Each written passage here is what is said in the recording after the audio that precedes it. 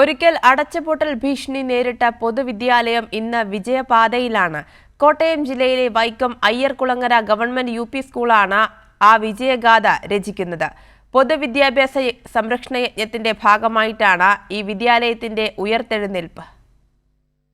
ഒരു കാലഘട്ടത്തിൽ നമ്മൾ 77 കുട്ടികളായിട്ട് നമ്മുടെ സ്കൂളിലെ കുട്ടികളുടെ എണ്ണം ചുരുങ്ങിപ്പോയതാണ്. നമ്മുടെ അധ്യാപകരുടെയും PTA-യുടെയൊക്കെ ശ്രമഫലമായിട്ട് അവരുടെ ഒരു ഒത്തൊരുമയുള്ള പ്രവർത്തനത്തിൻ്റെ ഫലമായിട്ട് ഇന്ന് നമ്മുടെ സ്കൂളിൽ 172 കുട്ടികൾ ഉണ്ട്. അധ്യാപകരും രക്ഷിതാക്കളും സർക്കാർ സംവിധാനങ്ങളും ഒരുമിച്ച് നിന്നാൽ ഏതൊരു വിദ്യാലയത്തെയും കൈപിടിച്ചുയർത്താൻ കഴിയുമെന്നതിൻ്റെ ഉത്തരമാണ് Vaikom Ayyarkulangara government UP school. അടിസ്ഥാന സൗകര്യങ്ങളുടെ കാര്യത്തിൽ സ്വകാര്യ സ്കൂളുകളെക്കാൾ ഒരുപിടി മുന്നിലാണ് ഈ വിദ്യാലയം. നമ്മുടെ അടിസ്ഥാന സൗകര്യങ്ങൾ കൂടുതൽ മെച്ചപ്പെട്ട് വരികയാണ്.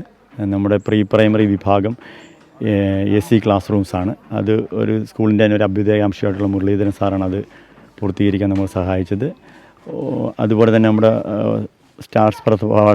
സ്റ്റാർസ് പദ്ധതി പ്രകാരം നമ്മുടെ വർണ്ണകൂടാരത്തിൻ്റെ നിർമ്മാണം പൂർത്തിയാക്കാൻ സാധിച്ചു. അതുപോലെ ക്രിയേറ്റീവ് കോർണറിൻ്റെ നിർമ്മാണ പ്രവർത്തനങ്ങൾ ഇപ്പോൾ നടന്നുകൊണ്ടിരിക്കുന്നു. ഈ അധ്യയന വർഷം തന്നെ നമ്മളതിൻ്റെ ഉദ്ഘാടന പരിപാടികളൊക്കെ നടത്താൻ സാധിക്കുമെന്നാണ് പ്രതീക്ഷിക്കുന്നത്.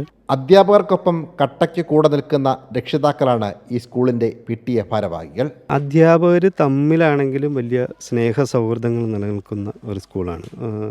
അധ്യാപകരും രക്ഷിതാക്കളും തമ്മിലും അത്തരത്തിൽ തന്നെയുള്ള ഒരു സ്നേഹവും അതുപോലെ തന്നെ ഒരു സഹോദര തുല്യമായിട്ടുള്ള സ്നേഹം നിലനിൽക്കുന്ന സ്കൂളാണ്. അത് നമ്മുടെ കുട്ടികളിലും പ്രതിഫലിക്കുന്നുണ്ട്. കുട്ടികൾ തമ്മിൽ വലിയൊരു സാഹോദര്യം നിലനിൽക്കുന്നുണ്ട്. അവർ പരസ്പരം കെയർ ചെയ്യുന്ന കാര്യത്തിലൊക്കെ വലിയ മാതൃകകൾ പോലും കാണിക്കുന്നു. ഓരോ വർഷവും വിദ്യാർത്ഥികളുടെ എണ്ണത്തിൽ കാര്യമായ വർധനവാണ് ഈ സ്കൂളിൽ ഉണ്ടാവുന്നത്. അധ്യാപകരുടെയും രക്ഷിതാക്കളുടെയും സർക്കാർ സംവിധാനങ്ങളുടെയും കൂട്ടായ പരിശ്രമത്തിൻ്റെ ഭാഗമായിട്ടാണ് ഒരു കാലത്ത് അടച്ചുപൂട്ടൽ ഭീഷണി നേരിട്ടിരുന്ന ഈ വിദ്യാലയത്തെ ഉയർച്ചയുടെ പടവുകൾ താണ്ടുവാൻ സഹായകരമായത്.